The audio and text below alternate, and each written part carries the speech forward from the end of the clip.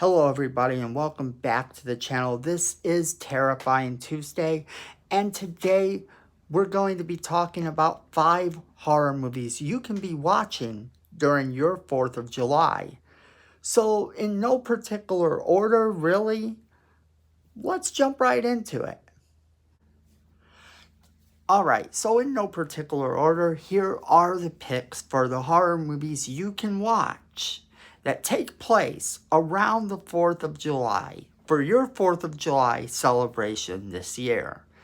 Of course, we have George McCallan's 1972 Frogs. And Frogs takes place around the 4th of July. Actually, it does take place on the 4th of July. And it does for frogs what Jaws did for sharks. It's kind of a silly movie by today's standards. Unless, of course, you are afraid of frogs, then this movie might redefine that for you. Then there's always the possibility that if you weren't afraid of frogs before you saw this movie, after seeing this movie, you will be. And why do I say that? Because there are a lot of frogs in this movie, and they are actually very menacing as you would think a frog could be. And the movie actually does okay at what it's trying to do. It just doesn't have the high budget that you're used to with today's movies. It is also worth knowing that a very young Sam Elliott stars in this movie. And this is Sam Elliott before he became the white-haired, mustached man you know today. But he still sounds, and you can even see where he still looks exactly like the Sam Elliott you know. Only difference is in this movie he may be overacting just a little bit, but then look at the context of the movie itself. Okay, so William Lustig's 1996 Uncle Sam is our next pick. And it's the only movie on this list that is sort of comical. In fact, it kind of leans into the comedy a lot more than it does into the horror. However, it is still a slasher film, and it does take place around the 4th of July. It's that holiday horror type of vibe with him dressed up like Uncle Sam. And it's really kind of a cheesy movie at times, but it's that cheesy that's sort of good. So if you are looking for a little bit of light-hearted slasher movie fun for your 4th of July, you could do probably worse than this movie. There's magical zombies in this movie for some reason too. And then there is a kid that may or may not have psychic powers from a firecracker incident.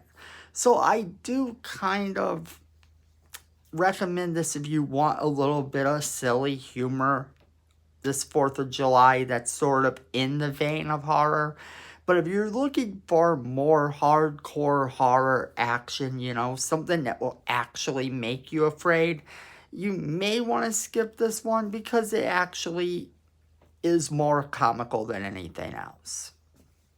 Next up, we have an utter classic, the 1975 film Jaws. And there is a lot to say about this movie. It is one of the scariest movies about the water that you will ever see. This movie does what the Frogs movie that predates it tried to do. And this movie actually succeeds on a lot more levels. This movie had people legitimately afraid to go into the water when it came out. And it's understandable. And many people get a lot of the lines mixed up or wrong from this movie. But that's one of the things that tells you that the movie is classic, when people are quoting it so much that some of the quotes themselves become more legend than they are actually real. Look at Darth Vader and even the movie Scarface, and you will see a similar thing that does happen in some of those movies. Now, Jaws takes place in a small town where the beach is invaded by a shark. And the sheriff wants everybody to get out. You know the plot to Jaws, and I highly recommend you watch it this 4th of July. Next up is 1981's Blowout, which is about a movie sound recordist. You know, one of those people who records the sound effects for movies who accidentally records a real life murder. And what follows next is just thriller moment after thriller moment, and it is utterly terrifying. It is one of De Palma's best movies, and it stars John Travolta in the main role, so you might want to check it out if you're a John Travolta fan. The movie actually also stars Nancy Allen, who would go on to play in RoboCop as his co-worker, and several other characters that appear you may recognize as some of those people that you see over and over again that you just can't recall their names. There are a few of them in there that I'm sure you will recognize. And the movie does an amazing job of actually being terrifying, and it supposedly does take place around the 4th of July. So I do recommend you check this movie out if you have not seen it, because the movie is pretty good. It is one of those legit scary movies, and De Palma is at his best while directing this movie, so definitely check it out. And last up, we have 1997's I Know What You Did Last Summer, and we have talked about this movie on the channel, so you can check out my full review of that movie, of me kind of talking about it, and about the plans for the upcoming sequel slash requel or whatever they're doing with it. That is supposed to still be happening. Now, if you don't want to wait that long and you are looking for something good to watch this 4th of July, this movie also takes place around the 4th of July. And it deals with the murder of an innocent man by a group of teenagers who then swear to keep it a secret. And of course, the secret eventually comes out because the man that they killed apparently comes back looking for them, or someone does. And that's kind of what makes this movie unique and cool, is that they are trying to figure out who it is that is coming after them. And if you have not yet seen the original I Know What You Did Last Summer from 1997, I highly recommend you check it out. Alright, so let us know what you think about any of these films we talked about today. Have you seen them? Do you plan on watching them this 4th of July? Leave us a comment in the comment box below letting us know what you think. Then make sure you share this video with all of your friends so they can be a part of the conversation as well.